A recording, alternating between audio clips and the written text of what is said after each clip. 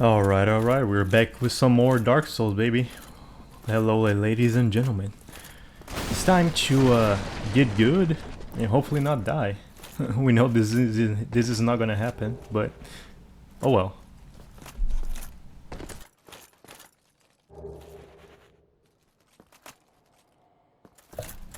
I noticed that almost every corner of this Undead Burg part of the city, it seems mostly safe.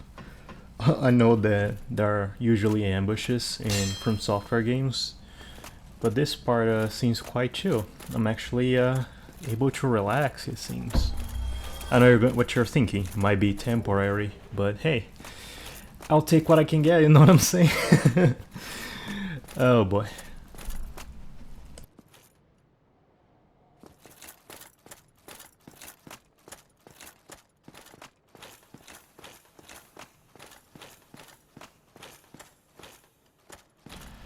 So, because I'm trying not to traverse without any guides, or at the very least with at the least amount of guides as possible, to have the better experience, I might, have it to... I think I edited out a lot of the mistakes, or rather, the times I got lost. I'm still showing just a little bit of it, so you guys can see the game, because I know a lot of you probably don't know about this game, or just heard about it but never saw a playthrough. But you can definitely see a difference between Dark Souls and Elden Ring, how far they've come, the difference in speed of the characters and animations, and how Dark Souls for me feels pretty raw, and Elden Ring is a lot more polished and flows and better, and it's smooth. I understand that this is the remastered version, but there's only so much they can do, and I'm sure that they wanted to deliver the original experience. They just had to update the game because it was probably really old. I'm having fun with it. It's nice to experience a game like this every once in a while.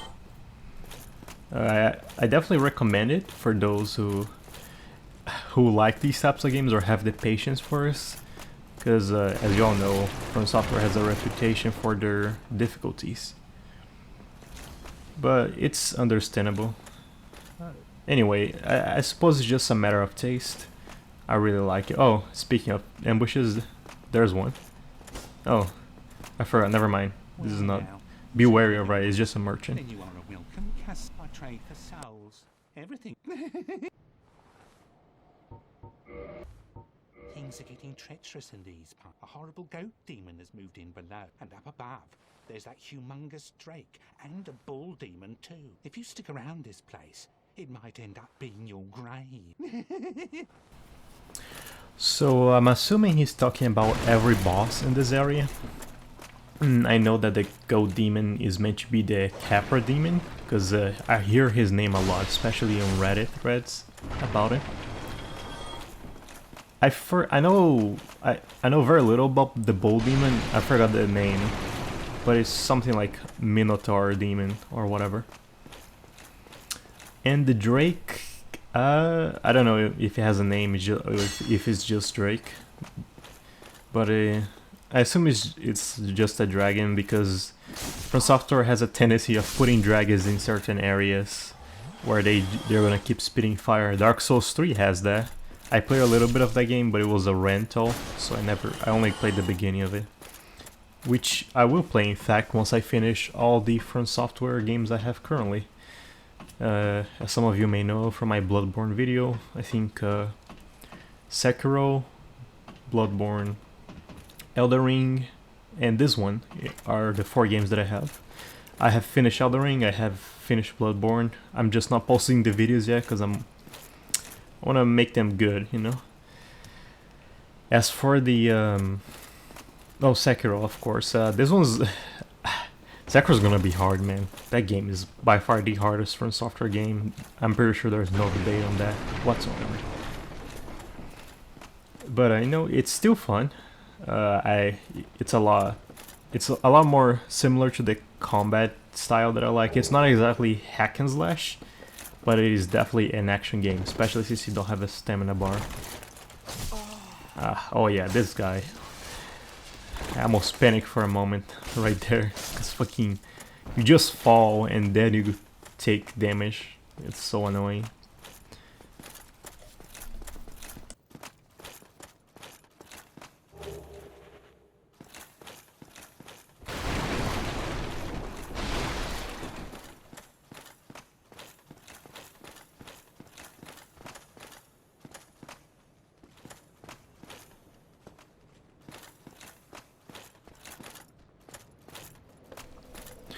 Well, as per usual, when I saw this bonfire, I celebrated so much. Well, silently, but still. Because, you know, it's always good to find something to find a place to rest in these games. Even though, like I said, this part is pretty chill. Oh, I know that it gets worse. It becomes Souls later on, but I like this game overall. One thing that of course I do have to complain about is the rolling. I know it's not a fault of the game; it's the fault of the technology they had back then. Because the rolling, feels so heavy, even when you're not fat rolling, right? Oh yeah, and I know that some people say that if the chest has a chain, it means it's a normal chest and not a mimic. But I always hit it anyway, just in case. If it's fun anyway. I'm just that paranoid, or rather, I've been taught by From Software to be paranoid in this game. Especially when playing Elden Ring. Initially, I got ambushed so much because I wasn't used to those types of games. And it's interesting, right? Because it's a similar relationship that I had with the Monster Hunter series by Capcom. So Elden Ring is the most modern one, and it got me into the rest of the series. Wait, no, so I actually had Sekiro before Elden Ring, but I didn't play it all that much. Elden Ring is what truly solidified my love for this series. And with the Monster Hunter series, I played Monster Hunter World when it was still relatively new. It was released in 2017, I think, and I played in 2018. So 1 year later. They didn't even have the Iceborne DLC yet. And, you know, I was having one hell of a time. And then I played the older Monster Hunter games. And I actually enjoy a few of them even more than the new ones. Like, I'm not joking, they're so fun. You know, people say, oh, clunky controls, oh, they suck, outdated, but those people are full of shit. Like, the controls are not that hard to get used to. At least on some of the quote-unquote old modern ones. By that I mean like Monster Hunter 4 Ultimate and Monster Hunter Generations Ultimate. They have the supposedly clunky controls, but it's really not that bad. I'm sure that the first few ones were really bad, but I never played them to be sure about it. Speaking of, I should probably make a Monster Hunter video, but that might take a bit, unless of course you guys want really bad, you know, just comment down below or let me know on social media. But I really do love Monster Hunter, and don't worry, I will bring more videos about it in the future. Even a video essay. It's probably about it, why is it so loved? You know what I'm saying? And we're getting by the end of the video. You guys are gonna see me getting a big surprise as I go down these stairs. If you play this game, you know what's gonna happen, but if not, well, you'll see.